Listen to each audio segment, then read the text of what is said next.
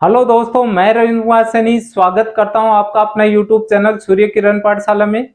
दोस्तों, आज के इस वीडियो में हम चर्चा करने जा रहे हैं रीट मेंस 2022 रिवाइज रिजल्ट के बारे में। दोस्तों, आपके मन में जो भी प्रश्न बन रहे हैं इस परिणाम के संबंधित, वो संपूर्ण चर्चा आज इस वीडियो में करेंगे दोस्तों, तो अंत तक बने रहिएगा। दोस्तों, जो पहला प्रश्न है जो कि वेल नोन है सभी के लिए, क्योंकि जो बोर्ड अध्यक्ष जी हैं आलोक राज जी, उन्होंने पहले ही अपने ट्विटर हैंडल पे वो रिवील कर दिया था कि कितने प्रश्नों में परिवर्तन या डिलीट होने की संभावना है इस परिणाम में। तो वो प्रश्न है दोस्तों, कितने हैं? 18 से 20 प्रश्न है जिनके मतलब आंसर में परिवर्तन होने की संभावना है या डिलीट होने की संभावना है दोस्तों। अब देखिए दोस्तों, ये 18 से 20 प्रश्न कम नहीं होते दोस्तों, ये अच्छी खासी संख्या में है। और जो रिव्यू कमेटी थी, उन्होंने जो अपनी रिपोर्ट सबमिट की है उसके आधार पे इन्होंने ये मतलब रिवील किया दोस्तों। और यही उनका जो ट्विटर हैंडल पे ये रिवील करना ही इस परिणाम के लिए एक सकारात्मक देखा जाए तो इनिशिएटिव था दोस्तों। और ये बोर्ड अध्यक्ष जी के लिए अपने आप और हम सभी को क्या ग्रेटिट्यूड शो करना चाहिए इस बात के लिए कि उन्होंने इनसाइड जो न्यूज है पहले ही रिवील कर दी थी दोस्तों। अब सेकंड अगर बात करें, जो अपने मन या मस्तिष्क में जो प्रश्न उत्पन्न हो रहा है दोस्तों, वो कौन सा है? कौन से विषय में कितना परिवर्तन हो रहा है दोस्तों। अब देखिए दोस्तों, कौन से विषय में कितना परिवर्तन हो रहा है, हम उसका कयास लगा सकते हैं, पॉसिबिलिटीज लगा सकते हैं, क्योंकि ये जो चर्चा है वो आज की चर्चा नहीं है दोस्तों। बहुत समय हो गया रिपोर्ट को सबमिट किए हुए और थोड़ी बहुत इनसाइड न्यूज भी बाहर निकली हैं, तो वो पता लग जाता है कि कौन से सब्जेक्ट में कितने प्रश्नों के परिवर्तन या डिलीट होने की संभावना है दोस्तों। तो देखिए दोस्तों, कौन से विषय में कितने प्रश्न है, तो सबसे ज्यादा अगर बात करें तो हिंदी में होंगे दोस्तों। सबसे ज्यादा कौन से विषय में परिवर्तन या डिलीट होने की संभावना हो रही है दोस्तों? हिंदी में। तो ये मान के चलो दोस्तों कि हिंदी में 7 से 8 प्रश्न लगभग, कम से कम ऐसे प्रश्न है जिनमें परिवर्तन या डिलीट होने की संभावना बन रही है दोस्तों। कितने प्रश्न? 7 से 8 प्रश्न। ठीक है दोस्तों। अगर बात करें विज्ञान गणित में, बात करें अंग्रेजी में, बात करें संस्कृत में, बात करें उर्दू में, ठीक है दोस्तों, ये रिमेनिंग विषय और है, रिमेनिंग सब्जेक्ट है, इनमें भी कुछ प्रश्न परिवर्तन हो रहे हैं दोस्तों।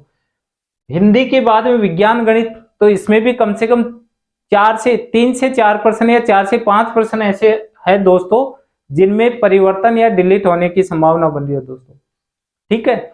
बात करें अंग्रेजी में, तो अंग्रेजी में भी 2 से 3 प्रश्न ऐसे है दोस्तों जिनमें परिवर्तन या डिलीट होने की संभावना बन रही है दोस्तों। संस्कृत में भी कुछ प्रश्न है दोस्तों, उर्दू में भी है। ठीक है। तो इस प्रकार से देखा जाए तो सबसे ज्यादा जो परिवर्तन हो रहा है दोस्तों, वो कौन से विषय में हो रहा है? हिंदी विषय में हो रहा है दोस्तों। तो हिंदी विषय के जो भी अभ्यर्थी हैं जो आसपास में है, बॉर्डर लाइन के आसपास में, उनके लिए ये गुड न्यूज भी है दोस्तों कि अगर उनके वो प्रश्न अगर सही हो रहे हैं तो वो अंदर जा रहे हैं दोस्तों और उनको भी सरकारी नौकरी मिल रही है दोस्तों। ठीक है। तो आप लोगों को ये देखो दोस्तों, एक साइकोलॉजी अकॉर्डिंग या फिर जो भी न्यूज है, जो कलेक्टिव डाटाज हैं जो आसपास से इधर उधर से मिल रहे हैं, ठीक है, उनके अकॉर्डिंग ये बताया जा रहा है दोस्तों। हो सकता है 1-2 प्रश्न आगे पीछे हो, बट इस प्रकार से ये चीजें हो रही है दोस्तों। ठीक है। तो कुल मिला के टोटल प्रश्न कितने? 18 से 20 प्रश्न है दोस्तों। तो अच्छे खासे प्रश्न है।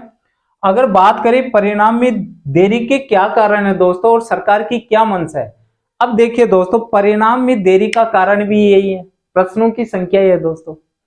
अगर 18 से 20 प्रश्न अलग अलग विषय में परिवर्तन या डिलीट हो रहे हैं दोस्तों, तो नंबर ऑफ कैंडिडेट जो सिलेक्टेड हैं वो ज्यादा संख्या में बाहर हो रहे हैं और ज्यादा संख्या में ही जो नए कैंडिडेट इन हो रहे हैं दोस्तों, जो रिवाइज रिजल्ट में। अब देखिए दोस्तों, यही प्रश्न कारण बन रहे परिणाम में देरी का भी। परिणाम में देरी का क्यों बन रहे दोस्तों? अगर आप देखा जाए और हम एक कॉन्सेप्ट को समझे इस चीज को कि 18 से 20 प्रश्न कम नहीं होते दोस्तों। अगर 2 से गुणा करें तो अगर अलग अलग सब्जेक्ट में देखा जाए तो लगभग ये मान लो 5 6 5 6 4 5 नंबरों का इधर उधर हो, या 1 2 3 नंबरों का भी इधर उधर होता है, तो बहुत सारी संख्या में कैंडिडेट, नए कैंडिडेट इन होते हैं और जो पुराने हैं आउट होते हैं दोस्तों। तो अगर कुल मिला के देखा जाए संपूर्ण रिजल्ट के अंदर या कंप्लीट परिणाम में जो चेंज होगा दोस्तों, कितने अभ्यर्थी अंदर जा रहे हैं कितने बाहर आ रहे हैं, तो आप मान के चलो दोस्तों ये 3 से 4 हजार कैंडिडेट मान लो दोस्तों, 3 से 4 हजार कैंडिडेट नए इन होने जा रहे हैं और जो पुराने हैं वो आउट। आउट का मतलब ये मत समझ लेना कि मैं आउट के लिए बोल रहा हूं दोस्तों, उनके बारे में मैं बता रहा हूं सिलेक्टेड का क्या होना है क्या नहीं होना है, ठीक है। लेकिन रिजल्ट की बात कर रहा हूं, जो परिणाम आएगा, जो परिणाम की लिस्ट आएगी उसकी बात कर रहा हूं दोस्तों, ठीक है। जो रिवाइज रिजल्ट आएगा जिसमें न्यू कैंडिडेट सेलेक्ट होंगे, वो जो पहले सेलेक्ट नहीं थे लेकिन नए सिरे से वो अंदर जा सकते हैं, कम से कम मान लो 3 हजार तो होंगे दोस्तों, 3 से 4 हजार कैंडिडेट लग रहे हैं दोस्तों ऐसा। अब देखिए दोस्तों, ये 3 से 4 हजार कैंडिडेट कम नहीं होते दोस्तों संख्या में। अगर इतनी संख्या में नए कैंडिडेट अंदर लिए जाएंगे तो दोस्तों सरकार के सामने एक बहुत बड़ी चुनौती होगी दोस्तों। चुनौती कैसे होगी दोस्तों, समझो इस चीज को। वैसे चुनौती तो नहीं बोल सकते, चुनौती तो एक ही बात है, जो सेलेक्टेड जो कैंडिडेट्स हैं, ऑलरेडी जो सिलेक्टेड हैं, उनको सरकार बाहर नहीं कर सकती दोस्तों, और उनको बाहर किया भी नहीं जाना चाहिए दोस्तों, क्योंकि उनको सरकारी सेवा में बहुत समय हो गया दोस्तों। उनकी कोई गलती नहीं है, उनकी गलती नहीं है, बोर्ड की गलती है, ठीक है। जो भी गलती है अभ्यर्थियों की गलती थोड़ी है, उनको बहुत समय हो गया सरकारी सेवा के अंदर, ठीक है। अब उनका जो जीविका है, लिवलीहुड है, वो उसी सर्विस के ऊपर बेस्ड है, ठीक है। कुल मिला के अगर उनको अगर बाहर कर दिया जाए तो उनकी भी सोशल रेस्पेक्ट है, वो भी कहीं ना कहीं डैमेज होती है, ठीक है। तीसरी बात यह है कि कुछ कैंडिडेट्स ऐसे होते हैं दोस्तों, चलो संतोष वाले कैंडिडेट होते हैं कि चलो ठीक है 3rd ग्रेड मिल गई तो वो उसी के ऊपर फुल्ली डिपेंड हो जाते हैं, वो आगे की तैयारी भी नहीं कर रही है दोस्तों, तो उनके साथ भी अन्याय हो जाएगा दोस्तों। तो इस प्रकार से उनको बाहर किया नहीं जाना चाहिए, ये एक मानवीय कारण है दोस्तों कि सेलेक्टेड को बाहर नहीं किया जाना चाहिए, उनका कोई दोष नहीं है दोस्तों, ठीक है। अब बात करें सरकार का, तो गवर्नमेंट जो सिलेक्टेड इतने कैंडिडेट्स होते हैं उनको बाहर नहीं कर सकती दोस्तों, क्योंकि मास लेवल में है कैंडिडेट्स। अगर कम संख्या में होते तो एक अलग बात होती, लेकिन ये मास लेवल पे कैंडिडेट्स है, उनको आउट करे तो ये बहुत बड़ा सेंसिटिव डिसीजन होता है किसी भी पॉलिटिकल पार्टी के लिए, उसकी इमेज के लिए, ठीक है, चाहे कांग्रेस हो चाहे बीजेपी हो, ठीक है। तो इतना सेंसिटिव डिसीजन कोई भी पॉलिटिकल पार्टी नहीं लेती है दोस्तों, क्योंकि उनकी जो रेपुटेशन है वो डैमेज होती है दोस्तों, और इलेक्शन में उनको खामियाजा भुगतना पड़ता है।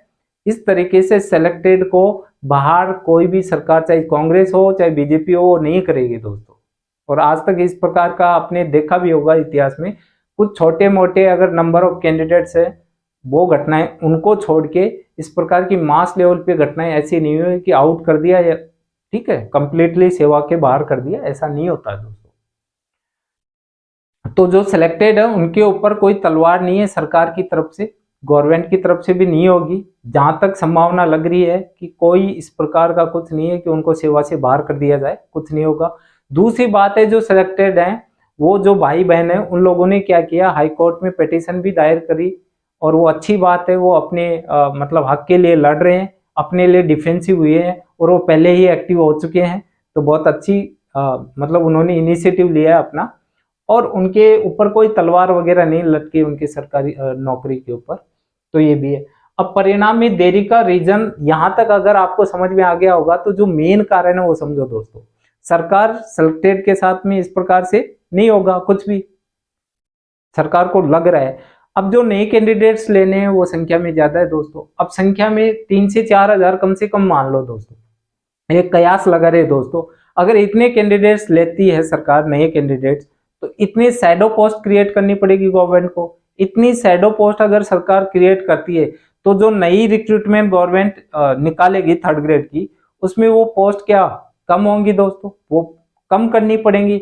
अब बताओ दोस्तों कि ये जो थर्ड ग्रेड भर्ती होती है ये सरकार के लिए क्या हो, कोई भी गवर्नमेंट हो, वोट पॉलिटिक्स होती है दोस्तों। आप लोगों को भी लग रहा होगा 15-20 साल से, 2011 से तो मैंने देखी है ये चीजें कि 2011 से एक वोट पॉलिटिक्स बन के रह गया थर्ड ग्रेड जो सर्विस है।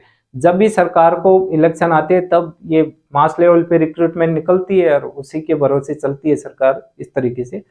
तो रीट एक ऐसी भर्ती है या थर्ड ग्रेड एक ऐसी भर्ती है जो सरकार बनाती है और सरकार गिराती भी है दोस्तों। तो ये सब आप लोगों को अच्छे से पता है।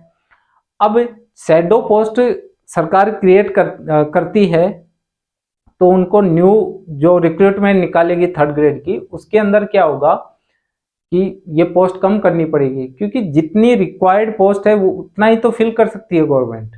ठीक है, यही तो होता है।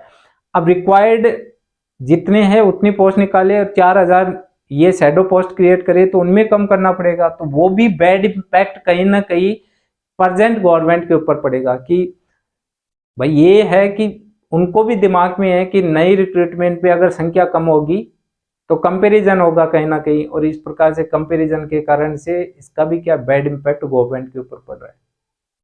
ठीक है, अब सरकार एक नई भर्ती अपने नाम से निकाले, एक तो सीधा उनका नाम हो और एक इनडायरेक्ट हो, कोई जाने कोई नहीं जाने। नई भर्ती को तो पूरी दुनिया जानती है, कोई बूढ़ा इंसान भी होता है समाज के अंदर वो भी जानता है। ठीक है, लेकिन जो इस प्रकार की चीजें हैं कि आस पड़ोस वालों को भी पता नहीं होती है दोस्तों, उन्हीं को पता होता है जो कि इससे संबंधित होते हैं।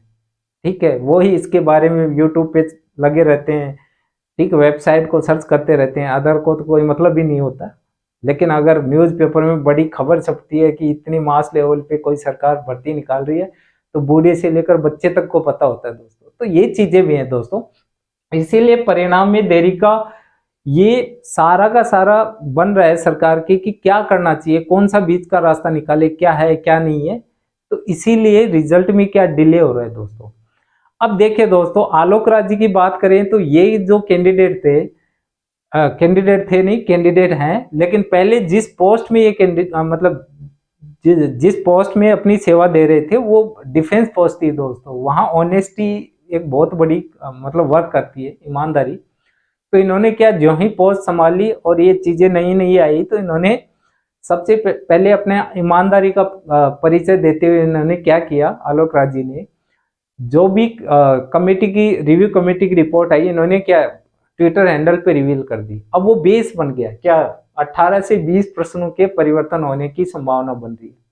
अब अंदर से तो इंसान ईमानदार है कि डिफेंस से बिलोंग किया है इसने, तो इन्होंने क्या ट्वीट कर दिया। अब क्या सर, ये क्या एक खिचड़ी सी बन गई कि हाँ ठीक है, इतने प्रश्न है तो चेंज भी मास लेवल पे होगा। अब सरकार के सामने देखो कॉन्फ्लिक्ट है, ऑनेस्टी और पॉलिटिक्स के बीच का कॉन्फ्लिक्ट है। अब यहाँ पॉलिटिक्स क्या बेनिफिट्स देखती है, ऑनेस्टी क्या ठीक है बच्चों के साथ अच्छा हो, ठीक है, इस तरीके से। तो ये कॉन्फ्लिक्ट चल रहा है, तो ये भी चाहते हैं ये सरकार से कांटेक्ट करें, जो भी है जिस तरीके से बीच का रास्ता निकले। लेकिन यहाँ देरी का जो कारण है वो कहीं ना कहीं मुझे सरकार नजर आ रही है दोस्तों। मैं गवर्नमेंट के ऊपर भी डायरेक्ट मतलब ब्लेम नहीं कर रहा दोस्तों सरकार के ऊपर, लेकिन कहीं ना कहीं आप लोगों को भी ये जो साइकोलॉजी है, आप अगर डेप्थ में जाओगे तो आप लोगों को भी समझ में आ जाएगा दोस्तों।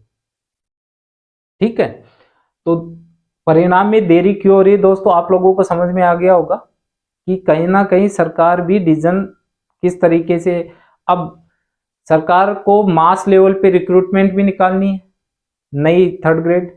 ठीक है, उनको शैडो पोस्ट क्रिएट करना पड़ेगा, ये उनको पता है, क्योंकि सिलेक्टेड को बाहर नहीं कर सकती सरकार। तो क्या प्रोसेसिंग हो बीच का रास्ता कि नई पोस्ट या फिर जो भी है प्रमोशंस हो, थर्ड ग्रेड की ज्यादा पोस्ट खाली हो, इस तरीके से तो मास लेवल पे रिक्रूटमेंट भी निकल जाए, बैड इम्पैक्ट भी ना हो, इनके साथ भी जस्टिस हो जाए, और जो लगे हुए हैं उनके साथ भी जस्टिस रहे, और जो नए हैं जो डिजर्विंग है वो भी, जो नए कैंडिडेट लगने हैं जो बॉर्डर लाइन के आसपास में वो डिजर्विंग है, उनका थोड़ी दोष है, वो तो वो ही है मतलब बोर्ड का दोष था। वो तो डिजर्विंग और है, वो तो डिजर्व करते हैं इस सरकारी सेवा के लिए। तो ये सारा सब कुछ है, देरी का कारण यही बन रहा है। और सरकार की मंशा क्या है दोस्तों, तो सरकार, कोई भी सरकार अपने बेनिफिट जरूर देखती है दोस्तों, चाहे कांग्रेस हो चाहे बीजेपी हो, मैं किसी का फेवर नहीं कर रहा दोस्तों, ठीक है। तो सरकार भी किसी को हार्म ना करके, सरकार की मंशा है पॉजिटिव ही लग रही है दोस्तों, अभी तक तो पॉजिटिव है। लेकिन ध्यान देना दोस्तों, ये पॉजिटिव निगेटिव ये पॉलिटी है, राजनीति, मैं तो ऑनेस्टली बोल रहा हूं, प्लस या माइनस या बिटवीन लाइन चलता है पॉलिटी के अंदर। प्लस यहाँ क्या मंशा क्या, या तो सकारात्मक होती है या नकारात्मक। लेकिन राजनीति भाषा की अगर बात करूं, मैं पॉलिटिकल लैंग्वेज की बात करूं, तो बिटवीन प्लस एंड माइनस चलती है, इसके बीच की लैंग्वेज है वो पॉलिटी की, राजनीति की। ना फुल्ली प्लस होता है ना फुल्ली माइनस होता है दोस्तों। तो इनसाइड आप लोगों को ये पता भी है दोस्तों। तो ये मंशा है। अब आगे की अगर चर्चा करें तो वो आउटपुट आगे निकल के आएगा कि क्या ये मंशा प्लस में होगी फुल्ली, या क्या इन बिटवीन लाइन ही बहुत ज्यादा समय मतलब इसमें मतलब र्यून होगा, मतलब इनका अभ्यर्थियों का, ठीक है। अब देखिए दोस्तों, सरकार चाहे कोई भी हो, पिसता है युवा, ठीक है, चाहे कांग्रेस हो चाहे बीजेपी हो चाहे अदर कोई पॉलिटिकल पार्टी हो, जो शोषित वर्ग है वो यूथ ही है दोस्तों। स्पेशली ये जो बिलोंग करता है बीएड और बीएसटीसी वाले जो थर्ड ग्रेड की एग्जाम देते हैं, दे आर द इजी, मतलब इजी टू बी पॉलिटिसाइज, ठीक है, बहुत इजी होते हैं उनके ऊपर, मतलब राजनीति अपना अपना सिक्का जमाना सारा सब कुछ है, इन्हीं के इर्द गिर्द राजनीति घूमती रहती। अब आगे की बात करें 4 नंबर, चयनितों पर परिणाम का प्रभाव, मैंने बता दिया कोई नेगेटिव इंपैक्ट नहीं है इनके ऊपर, और ये लोग वैसे भी एक्टिव है और बहुत अच्छी बात है, अपने लिए एक्टिव रहना चाहिए। और इनके नौकरी के ऊपर कोई तलवार नहीं है, कोई बैड इंपैक्ट नहीं है, कोई इस प्रकार के नेगेटिव कुछ नहीं होना जाना है, ये सर्विस में रहेंगे दोस्तों। और जो नेवली कैंडिडेट्स हैं, कभी इनके बारे में नेगेटिव भी नहीं सोचना चाहिए कि ये आउट हो इस प्रकार की। तो ये जो जेलिसी इस प्रकार की चीजें कभी भी, एक मैं बोल रहा हूँ जो तैयारी कर रहे हैं ना उस यूथ के लिए, तो ये चीजें शोभा भी नहीं देते हैं। जो इनका कोई दोष नहीं है, वो बोर्ड का दोष था, ये क्यों भुगते हैं। और जो नए हैं डिजर्विंग है, उनका भी दोष नहीं है, वो भी बोर्ड का दोस्त है, मतलब दोष है दोस्तों, उन्हीं का, मतलब बोर्ड का ही फॉल्टनेस है ना। तो डिजर्विंग को नौकरी मिलना भी क्या है, एक जस्टिस है दोस्तों, तो उनको न्याय मिलना चाहिए। तो दोनों चीजें। 5 नंबर की बात करें, परिणाम कब तक। अब देखिए दोस्तों, परिणाम कब तक ये डिपेंड करता है कि कब तक परिणाम लेना है आप तक, आप लोगों को। आप जल्दी लेना चाहते हो तो आप जल्दी ले सकते हो, और आपको डिले करवाना है तो डिले ही होगा दोस्तों। कैसे, जो बॉर्डर लाइन के आसपास में जो भी नेवली कैंडिडेट उनको लग रहा है कि मेरा सिलेक्शन होना है, तो वो एक यूनिटी बना के अगर बोर्ड अध्यक्ष मतलब बोर्ड को और गवर्नमेंट को प्रेशराइज करते हैं, वो डायरेक्टली या इनडायरेक्टली रूप से कैसे भी करके अगर प्रेशर में लेके आते हैं सरकार को, अगर सरकार के ऊपर प्रेशर बनाया जाता है दोस्तों, तो परिणाम जल्दी आने की संभावना बन जाती है दोस्तों। तो जो भी बॉर्डर लाइन के आसपास में कैंडिडेट्स हैं वो एक्टिव हो जाएं और गवर्नमेंट के ऊपर प्रेशर करेंगे, तो पॉसिबिलिटी ये है दोस्तों कि जो परिणाम है ये जनवरी एंड तक सारे के सारे आ जाएं दोस्तों। अगर बॉर्डर लाइन के आसपास वाले कैंडिडेट अगर एक्टिव नहीं होते हैं, तो दोस्तों ये अगर ऑटोनोमस मोड पे रहा तो ये मान लो फरवरी भी चला जाएगा, मार्च भी हो सकता है एंड तक निकल जाए। क्योंकि दोस्तों क्या होता है, अगर सरकार के ऊपर कोई प्रेशर नहीं होगा दोस्तों, तो सरकारी जो कामकाज होते हैं उनमें डिले जरूर होता है, क्योंकि सरकार ने अभी भी ग्रीन सिग्नल नहीं दिया बोर्ड को।